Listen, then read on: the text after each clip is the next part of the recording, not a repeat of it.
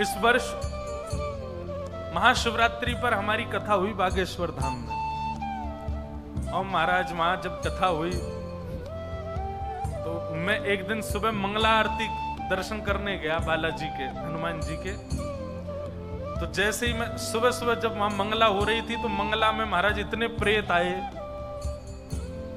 प्रेत ही प्रेत चारों ओर।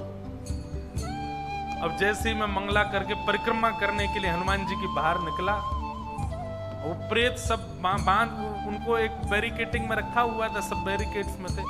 एक प्रेत नहीं न जाने कहां से कूद के अंदर आ गई जहां मैं घूम रहा था, और उसने मेरे पैर ही पकड़े सीधे, और पैर पकड़ करके बोले मुझे मुक्ति चाहिए। अरे मैंने की कथा में आजा मुक्ति मिल जाएगी, मुझे मुक्ति चाहिए, वो मुक्ति चाहिए। इतना कस के पकड़ा, 4 लोग खींचे मुझे, तब जाकर के उसने पाम छोड़ा। पाम मेरा अंगूठा वो मुख में बस उसको खाने ही वाली थी, इतने तो पांव बच गए मेरे। मैंने कहा मेरे साथ इतने लोग, इसने मुझको ही क्यों पकड़ा, मेरा ही पाम क्यों पकड़ा।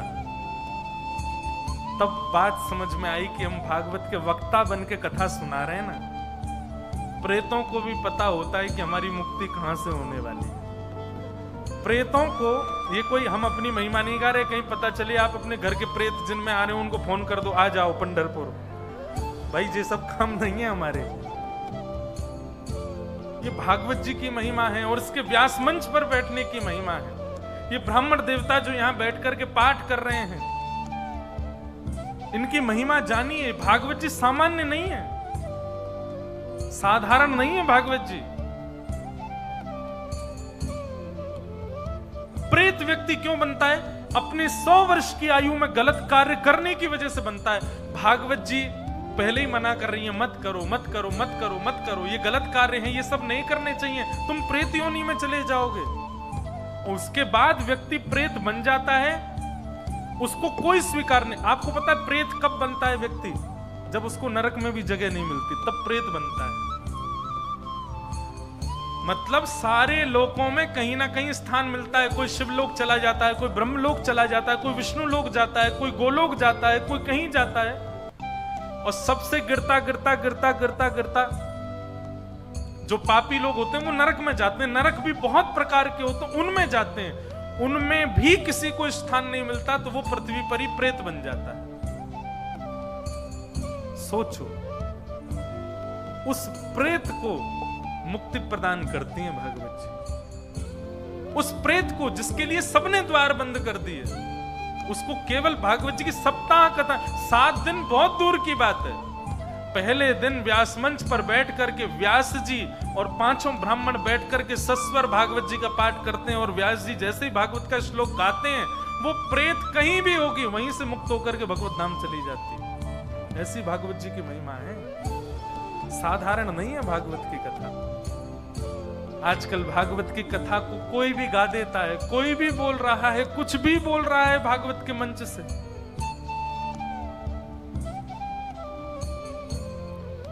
भागवत जी सामान्य नहीं है, साधारण नहीं है।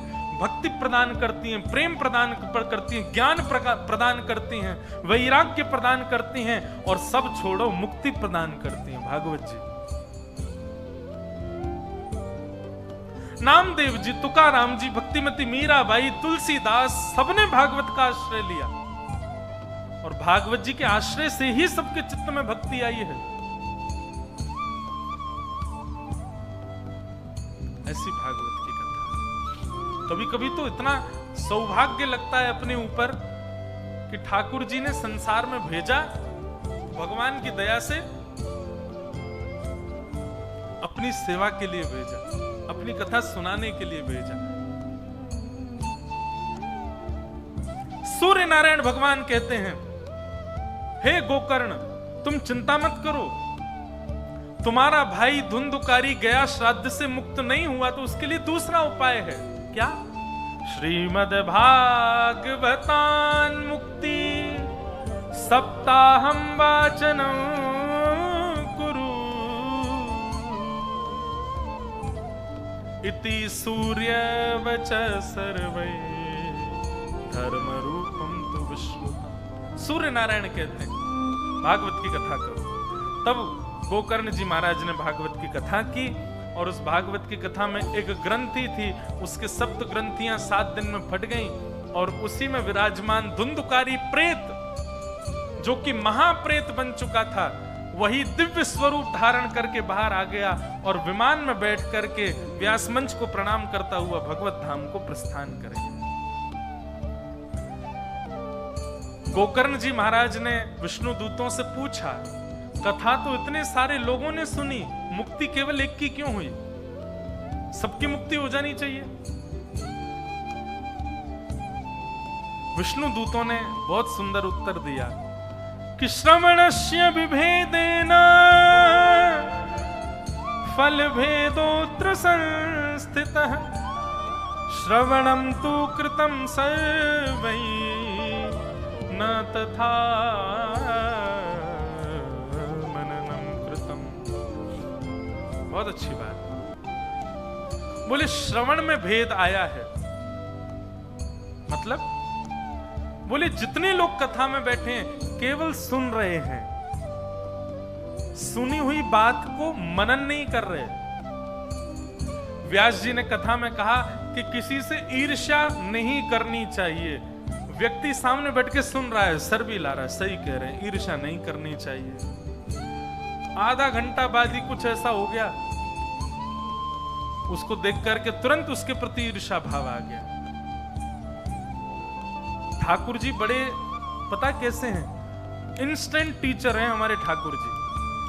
जैसे ही आप कोई अच्छी बात सुनते हो और अच्छी बात सुनकर के आप सिरे लाते हो कि हाँ मैं इसको जीवन में उतारूंगा, ठाकुर जी उसी दिन परीक्षा ले लेते हैं, दिखा बेटा कैसे उतार रहा है।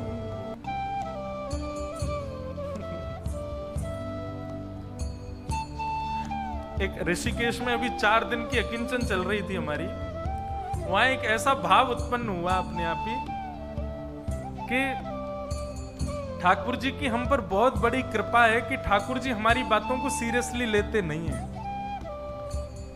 हे नाथ, मैं आज के बाद ऐसा नहीं करूंगा, मैं आज के बाद बहुत पवित्र जीवन जीऊंगा, मैं आज के बाद कभी पत्नी पर क्रोध नहीं करूंगा, मैं आज के बाद कभी 2 नंबर का काम नहीं करूंगा, मैं आज के बाद कभी भी दूषित प्रकार से धन कमाने की इच्छा नहीं रखूंगा, अपनी कामनाओं पर, अपनी वासनाओं पर मैं अब आज के बाद मैं थोड़ा लगाम लगाऊंगा। ठाकुर जी कहते हैं बोल मत ज्यादा, चल अपना काम कर, निकल चल यहां से।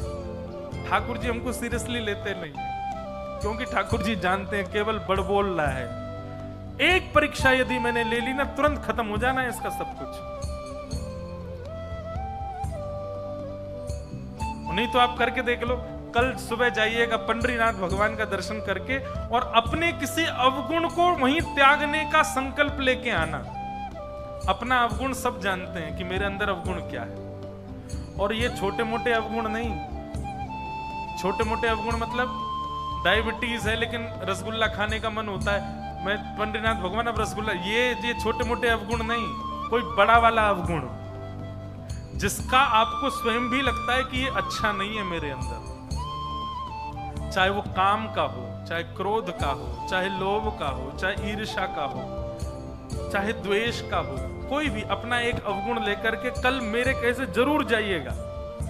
और शिव पंडरीनाथ भगवान अगर दर्शन हो जाए तो, नहीं तो चंद्रभागा नदी पे ही जाना और वहां जल लेकर के कहना, आज के बाद मैं संकल्प लेता हूं पंढरपुर में ही आज के बाद मैं ये क्रिया नहीं करूंगा, आप जल छोड़ देना।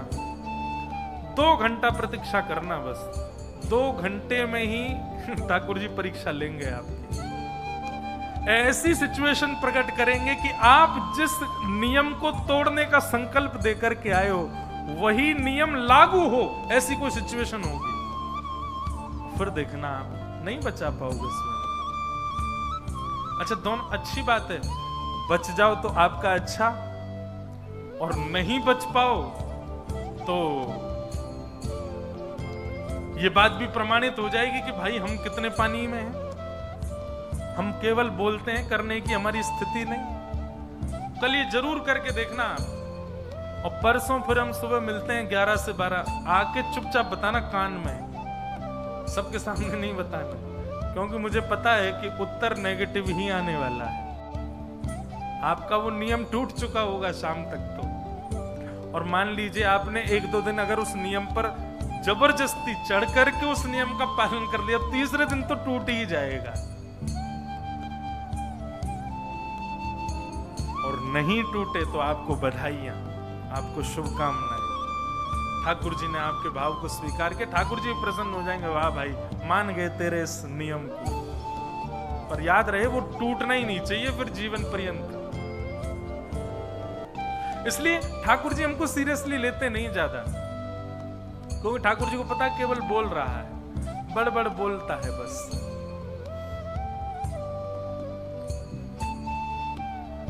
विष्णु दूतों ने कहा सबकी मुक्ति इसलिए नहीं हुई क्योंकि सबने केवल कथा को सुना है, उतारा नहीं है जीवन में। और दूसरा कारण सबकी मुक्ति इसलिए नहीं हुई है कि सब मुक्त होने के लिए कथा में नहीं बैठे हैं। कथा चल रही है, इतने सारे लोग बैठे हैं, सब लोग मुक्त होने के लिए थोड़ी बैठे हो यहाँ पे। सब लोग अपनी रिटर्न टिकट लेके आए हो, वापस कहां कहां जाना है हमें।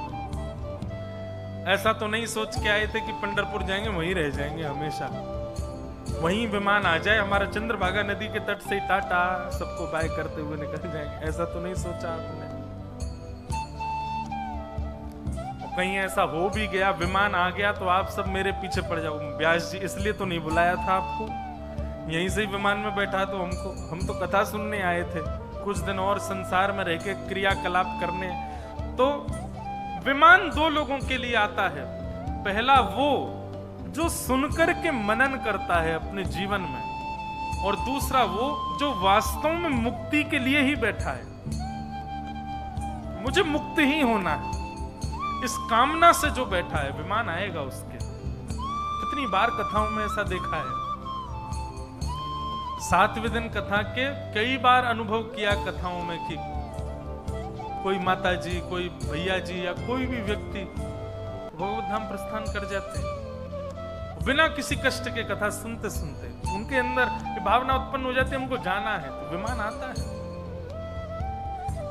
इस प्रकार भागवत जी के महात्म्य में धुंधुकारी के सदगति की बात बताई गई, जो कि भागवत से हुई, क्योंकि वो माता पिता के द्वेषी थे, उसके बाद भी भागवत जी ने कृपा करके उनको सदगति प्रदान की।